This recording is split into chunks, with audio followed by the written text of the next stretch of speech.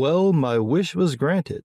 I asked for the next episode of Andor to be better, and boy, did the show deliver.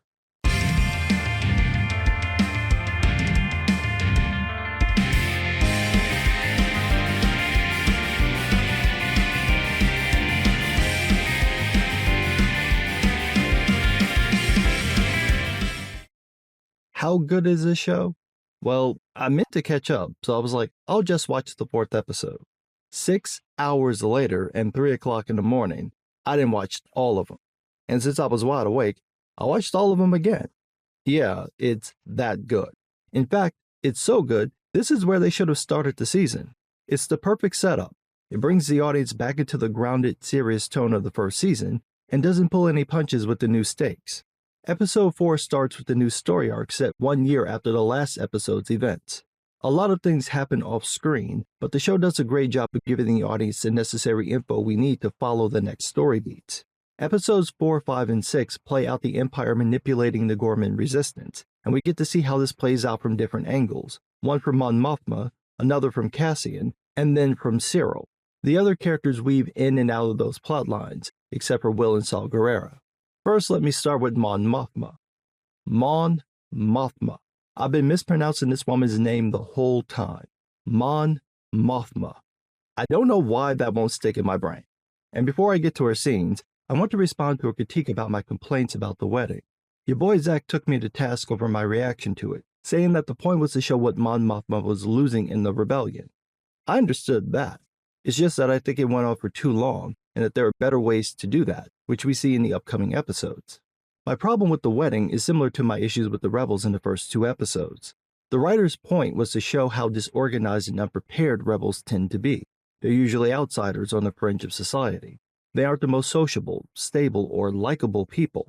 That's fine, although I think it would help to make them slightly likable. My problem was that the show plays the rebels' chaotic nature for laughs. Even if that wasn't the intent, that's how it came across, and it ruins the point of showing the types of people likely to rebel. If they come off as silly, then the audience won't be invested in them, and worse, it'll make their cause look silly. There's a way to show that infighting without sacrificing the gravitas, for lack of a better word, of their mission. The conflict between the characters in The Matrix comes to mind. We see in Reloaded and Revolutions that the fighters in Zion aren't all on the same page, and there is humor present, but not to the point where we roll our eyes at Hammond or Locke or Morpheus. If Andor had treated the rebels like that, I think the scenes would have worked better. The same thing happens with Mon Mothma. The point is to show how the well-to-do are just as manipulated by an authoritarian capitalist system ruled by gussied-up gangsters. But it's hard to take that seriously when Mon is over here river dancing off-beat. All the extra bits with the wedding distract from what's going down with Takolma, Davos Skolden, and Luthen. I think the later episodes, particularly episode 9, do a much better job of showing the corruption around Mon Mothma and what it costs her to fight back against it. For example, in episode 4, Mon Mothma meets with senators to try to stop the Empire from going after Gorman. She presents the evidence that the Empire is lying about the violence in peaceful areas like Gorman. The senators basically admit they know the Empire is lying, but they're either too afraid or too connected to do anything about it, so Mon Mothma is left with no real way to politically salvage the situation. No one, not even the Gorman senator, will speak out against the Empire's actions. Instead, the Gorman senator decides that the best course of action is to keep quiet and try not to do anything to inflame the situation.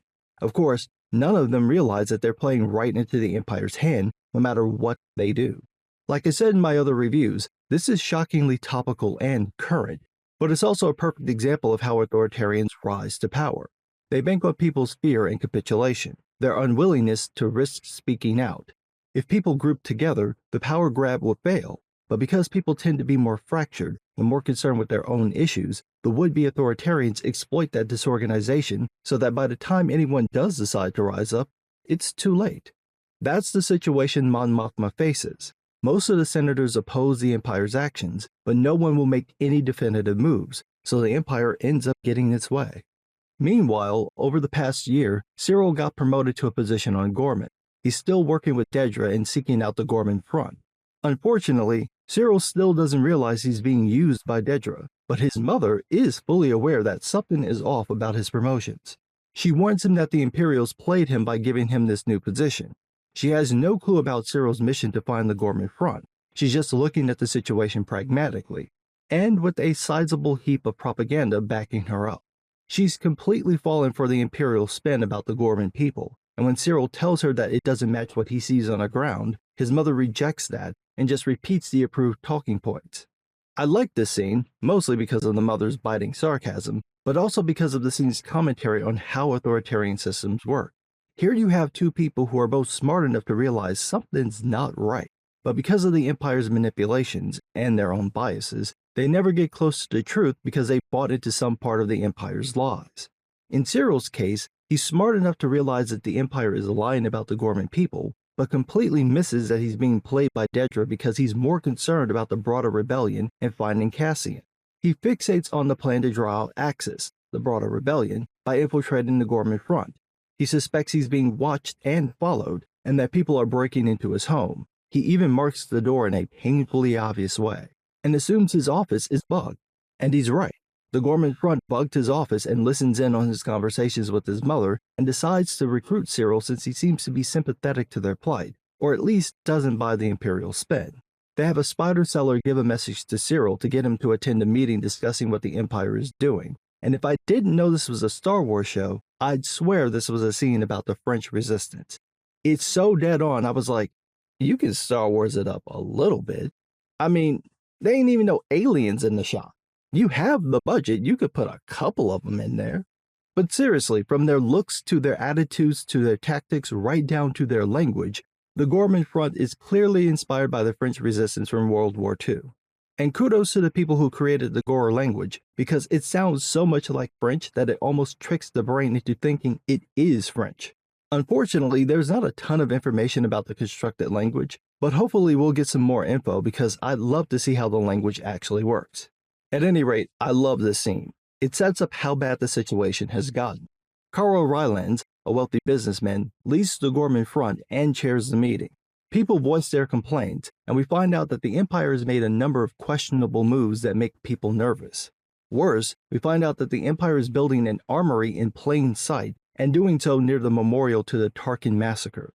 About 16 years ago, Moff Tarkin landed his ship on top of 500 people protesting against the Empire, killing all of them.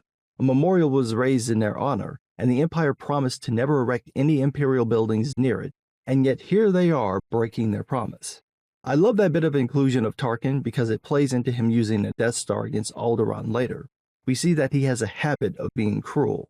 It also plays into the general situation with an authoritarian system, which is that those in power keep escalating the violence against the people, seeing how much they can get away with before the public outcry demands a response. And like what happens with Tarkin, the response is just another ploy. Tarkin gets reassigned as punishment, but that punishment comes with a promotion. Meanwhile, the Empire continues to push Gorman to the brink, again testing to see how much they can lie about their intentions. As we see with Cyril's mother and senators, it's very effective. Most people will either fall for it or are too afraid to speak up. After the meeting, Cyril informs Dedra about what he heard and figures that he's found the resistance. Meanwhile, back at ISB headquarters on Coruscant, the ISB try to pin down the rebels, but they're not making the headway they want. Luton's spy, Lana Young, suggests that it's because they're arresting too many people and they can't handle the workload. The underlying implication is that the Empire is just rounding people up as a show of force, another key trait of authoritarianism. And like with the scene in the first episode, this one too shows how bureaucratized the process can become. They're literally talking about torturing people for information, likely information that people don't have, but it's been reduced down to numbers on a spreadsheet. They're not concerned at all with the nature of what they're doing. They just want results. Well, that's not entirely true. Dedra is concerned because she wants to get back into the search for Axis, and she gets salty when the guy who got her old job won't share his info. Meanwhile, Young tells Luthen about the situation, particularly that Dedra is in charge of Gorman. Luthen wants to know why, what's the endgame, and what does the Empire want with Gorman, but Young doesn't know. The Empire has kept quiet about the Calcite on Gorman and their intent to mine it, probably to build a Death Star. That's the missing piece Luthen needs for the Gorman situation to make sense. But either way, and this is a little bit of a spoiler, Luthen wants to use the inevitable destruction of Gor to rally more people to the rebellion. That play causes some conflict between him and Cassian, but I'll talk about that in that episode's review. Moving on, We get a quick moment with Willman and Saw Gerrera. On the planet Dakar, Willman meets with Saw, who's had him build a device to help steal Rhydonium, starship fuel, which is highly explosive. Saw wants to know who taught Will how to make the device, but Will won't answer. And because Saw doesn't trust Will, he won't tell Will where the mission is, which is a problem for Will because each Rhydonium plant uses one of 8 variations to keep the Rhydo sealed. Will needs to know which plant they're going to raid so he can teach Saw's mechanic the correct variation. But Saw won't tell Will the location. Instead, he forces Will to teach all 8 variations to his mechanic. It's an incredible scene. Forrest Whitaker is always a top-notch actor, and the thing that I love about it is that it shows just how unhinged Saw Gerrera is. He's seconds from killing Will on a whim. And we're going to see in later episodes just how far that goes. But the best scenes by far are between Cassian and Bix. 2 years on, and Bix is still haunted from a torture. However, something new has been added, the death of an Imperial soldier. She sees Dr. Gorst standing over the body of the soldier, opining about the young man's fate, and not even getting his name having killed him. When Cassian wakes Bix up, we find out what's actually happened. During their last mission, an Imperial soldier saw Bix's face, so Cassian killed him. Cassian is pragmatic about it, saying that they're at war. He sees the soldier as an obstacle, the enemy. Bix, however, is disturbed by the reality of what they're doing, the choices they've made, and what that's making them become. The pair are hiding on Coruscant, and since it's massive and no one knows who they are, they should be able to relax. But Cassian is on edge, constantly watching his back. The rebellion is getting to him, making him more distrusting and overcautious. Now, in fairness, the Empire does know what both of them look like, and they are looking for him, so it's understandable that Cassian is paranoid. But it's his willingness to kill without remorse that gets to Bix because she can't bring herself to think the same way. Their scenes are a great breakdown of the price of rebellion. What must people sacrifice in order to fight this war? What parts of themselves, of their morality, of their humanity must they cut off? How much are they willing to give up to win? Because ultimately, it is about winning. If they don't win, then all these sacrifices and all their violence means nothing. So Bix tells Cassian that if they're going to do this, they better win, but it's clear that neither of them are prepared to fully give themselves to the cause. Luthen eventually calls Cassian and sends him to Gore to work with the Gorman Front alone. Meanwhile, Bix remains on Coruscant and turns to drugs to try to keep the nightmares away. I really enjoyed this episode. At first I thought it was just a setup episode, but watching it again revealed that it was much deeper than I thought. Like I said at the beginning, I think this episode should have been the opening for the season. Honestly, with the exception of a handful of scenes, you could actually skip watching the first 3 episodes and start here. The episode does its best job in showing how the Empire's authoritarian machinations play out. When shown from all these different angles, you can see just how insidious they are, but also how obvious they are. A lot of what the Empire gets away with happens because nobody stands up to them. Sure, the Empire is powerful, but that's a power that's been given to them. It's not one that they gained on their own. The more people fight back, the harder it would be for the Empire to do a fraction of what they've done.